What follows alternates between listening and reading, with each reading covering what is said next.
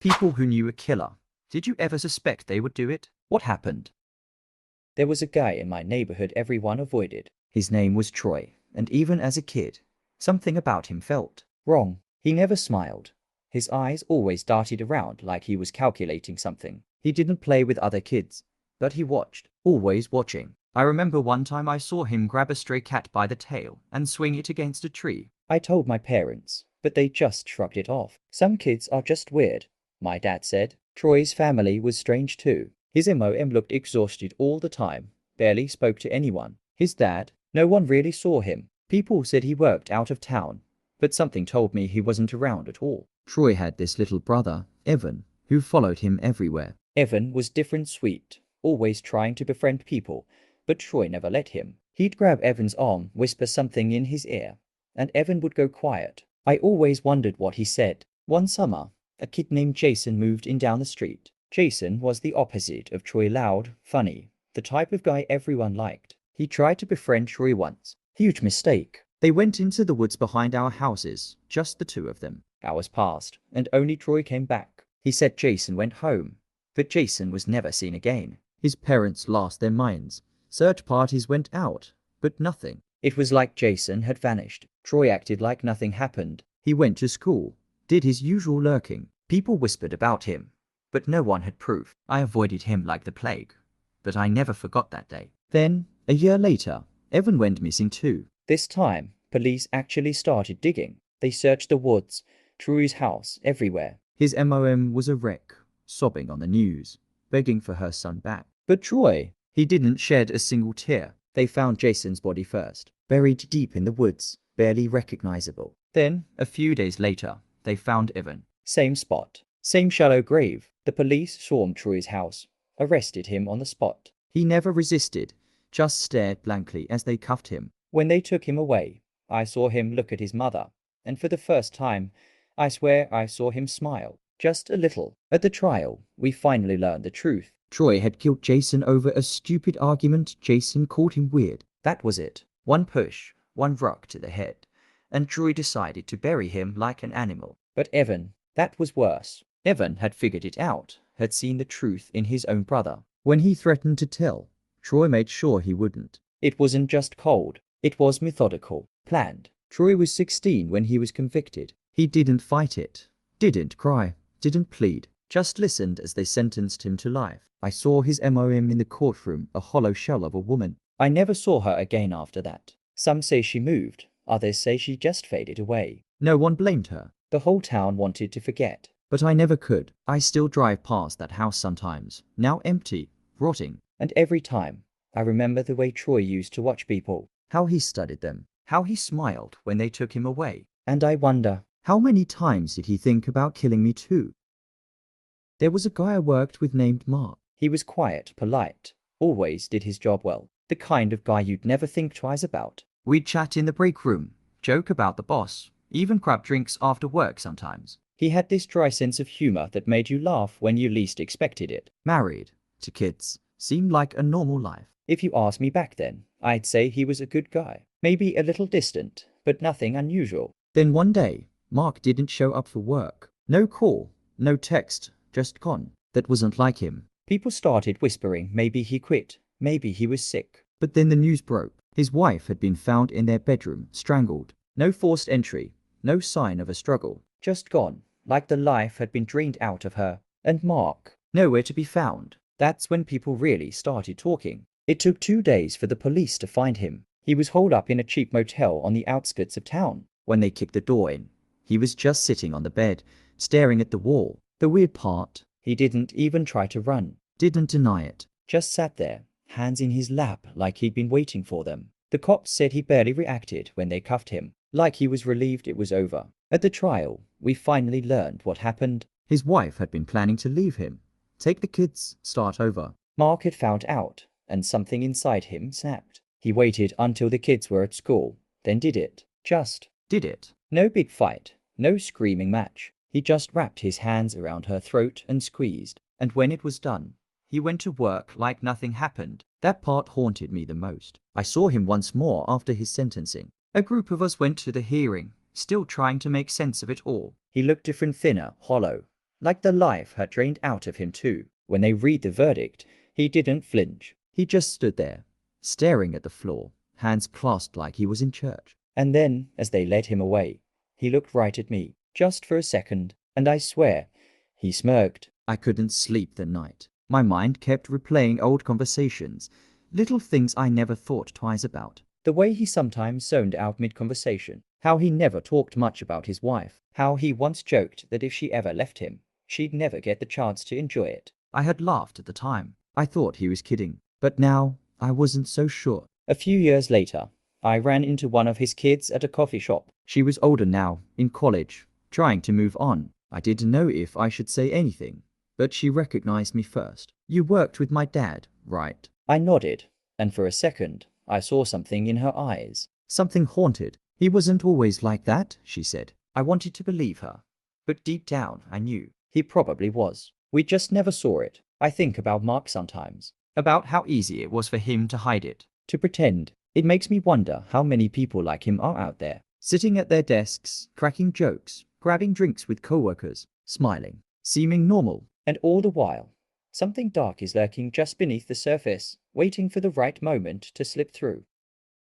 I used to work at a hardware store, and we had this one regular Rick. He was an older guy, always in worn-out jeans and a flannel, the kind of customer who never needed help but liked to chat. He was polite, soft-spoken, and always bought the same things: wood, nails, cement. Nothing unusual. He tells about his latest home projects, always working on something in his backyard. I figured he was just another retired guy keeping busy. One day, Rick came in looking different. His hands were shaking, and he seemed distracted. He barely spoke, just grabbed a few rolls of plastic sheeting and duct tape. I remember joking, "Big project?" He looked at me, dead serious, and said, "Yeah, something like that." I laughed it off, but something about the way he said it stuck with me. That was the last time I saw him. The next day, he was all over the news. Turns out, Rick had a dark past no one in town knew about. 30 years ago, he had killed his wife, stabbed her over 20 times in what the newspapers called a sudden fit of rage.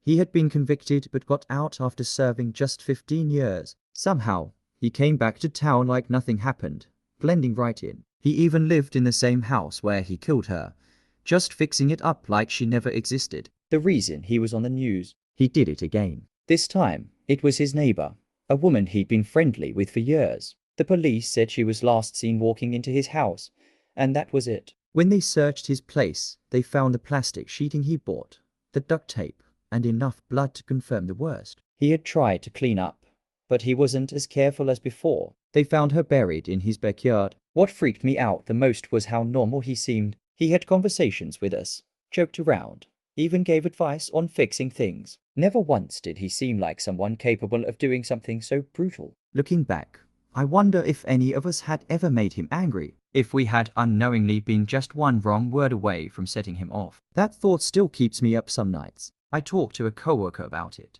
and we both realized we'd never actually seen Rick with friends or family. No one ever came looking for him.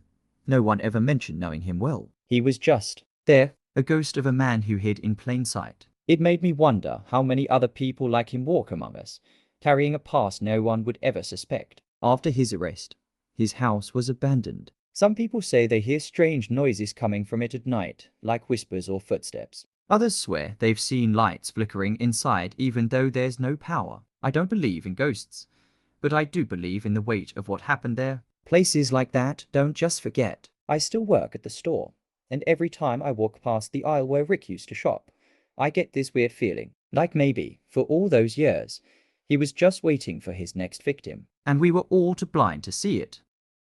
100%. I had a coworker named Dan, and at first, he was one of the smartest, most well-read people I'd ever met. He could hold a conversation about anything: philosophy, science, even obscure history. But over time, something shifted. He started talking about weird conspiracies, saying the government was watching him through the store cameras. Then, out of nowhere, he became obsessed with STDs. He swore he could catch them just by touching the same door handles as certain coworkers. At first, we all laughed it off. It was just Dan being paranoid, right? But then he got aggressive. He'd corner people in the break room, accusing them of trying to infect him. One day, he came in with a camera, snapping pictures of specific people. He was careful about it, making sure no one noticed, but I did. And the last picture he took was of me. That's when I knew something was seriously wrong. I went straight to my boss and told her I wasn't coming back if he was still there. I felt like those pictures were for a kill list, and I wasn't about to stick around to find out. To my surprise, she didn't argue. She had already noticed his behavior and was scared too. After talking with her boss, they made the call Dan was fired on the spot, and they shut the store down for the day. Just in case, Dan didn't take it well. He sent my boss a long, rambling email about how they had gotten to her, how she was part of some grand plan to silence him. He never contacted me directly, but I started checking over my shoulder everywhere I went. I just had a feeling. And that feeling never went away. I googled his name every so often, fully expecting to see him in the news. And then, about 5 years later, he had walked into a hospital, pulled out a gun, and opened fire. 5 people were dead before he turned the gun on himself. It was all over the news. His face plastered everywhere. But the part that chilled me the most, the police found detailed lists in his home names, photos, addresses. A list of people he felt had wronged him. I don't know if my name was on that list, and I don't think I want to. But what I do know is that I wasn't wrong. I saw it coming. We all did, in a way. But what do you do with that kind of gut feeling? No one takes you seriously until it's too late. Until the headlines prove you right. And by then, the damage is already done. Sometimes I wonder if there was anything we could have done differently. If we had pushed harder, reported him sooner, would it have changed anything? Or was he always heading down that road, no matter what? I guess I'll never know. But one thing's for sure, I'll never ignore my gut instinct again. I knew a woman, my friend's ex-wife, who accidentally killed a cyclist while driving. That's the story she told anyway. She claimed she sneezed and lost control, hitting him in a residential area where the speed limit was 15 miles per hour. But nothing about it made sense. The extent of his injuries, the way she acted afterward, it never sat right with me. It felt like there was more to it. Something she wasn't saying. And knowing her, I had my suspicions. She was the kind of person who thrived on chaos, prone to wild mood swings, screaming fits over the smallest inconveniences. I'd seen her get so angry while driving that she'd slam the gas pedal just to make a point. She was unstable, impulsive, reckless. The idea that she just sneezed and happened to hit someone seemed like the kind of excuse she'd use to avoid taking responsibility. I didn't buy it, and neither did anyone who really knew her. The worst part, after this man died, she turned it into her own personal sob story. Her social media was flooded with posts about how she was traumatized, how she was a survivor of hardship. Not a single word about the cyclist, his family, or even a vague expression of regret. When people started asking questions, she doubled down, crying about how unfair it was that anyone would blame her, how he came out of nowhere. It was disgusting. Some of us started putting pieces together. We knew she'd been in a bad mood that day,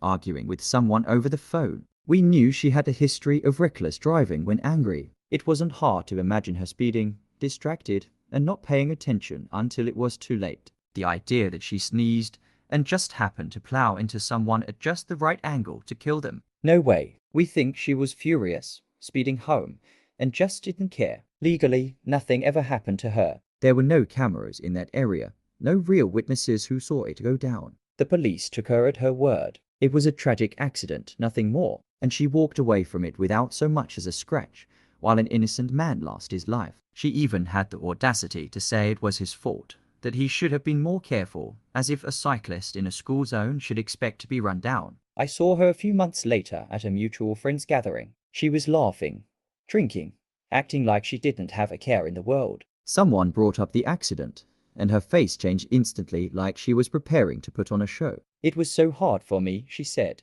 her voice shaking just enough to seem dramatic. I still have nightmares, but I saw the way her eyes darted around, making sure people were paying attention. She loved the sympathy. I don't know how she sleeps at night. Maybe she's convinced herself she really did sneeze. Maybe she just doesn't care. But I know one thing: if she ever gets into another accident, I won't be surprised. She's reckless, manipulative, and never takes responsibility for anything. And the scariest part, people like her get away with it all the time. Somewhere out there, a family lost a son, a brother, a friend, and the woman responsible is out here playing the victim. It makes me sick.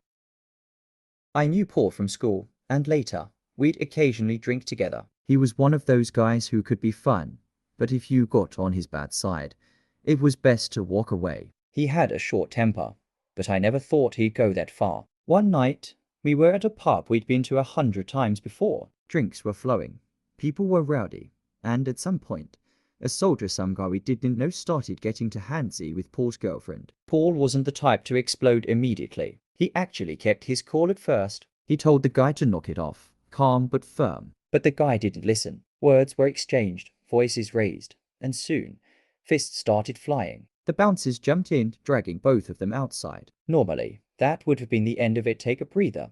Go home. Cool off. But this time, it didn't stop there. The squaddy was waiting. Outside, the guy wasn't done. He pulled out a blade. That's when things got serious. Paul wasn't a big guy, but he could handle himself in a fight. What happened next, though? That was different. He somehow got the knife of the guy fast clean. But instead of just throwing it away, he lost control. In a blind rage, he stabbed the guy. Once, twice, then again. By the time people pulled him off, the soldier had been stabbed 8 times. Paul didn't stick around. He ran, while the rest of us stood there, stunned, watching a man bleed out on the pavement.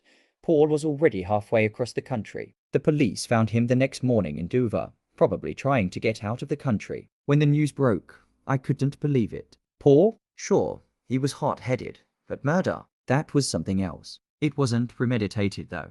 So they hit him with involuntary manslaughter. 8 years. That's what he got. But with good behavior, he was out in 3 years for taking someone's life in a drunken brawl. When I heard he was released, I didn't know what to think. Part of me wanted to reach out to see if he was different. But another part of me knew Paul wasn't the kind of guy who changed. If anything, prison might have made him worse. I ran into him once, purely by chance. He looked the same, maybe a little older, but the way he carried himself, different, harder. He gave me a nod, and I nodded back, but we didn't speak. What could I even say? Sorry about prison? Sorry about killing a guy? There was nothing to say that would make any of it better. He walked past me like we were strangers, and maybe that was for the best. I still think about that night sometimes. How fast things escalated.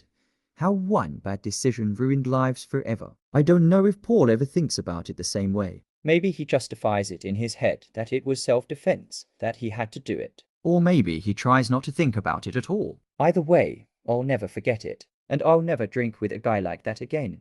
People say you never really know someone. But looking back, maybe I did. Maybe I just didn't want to see it.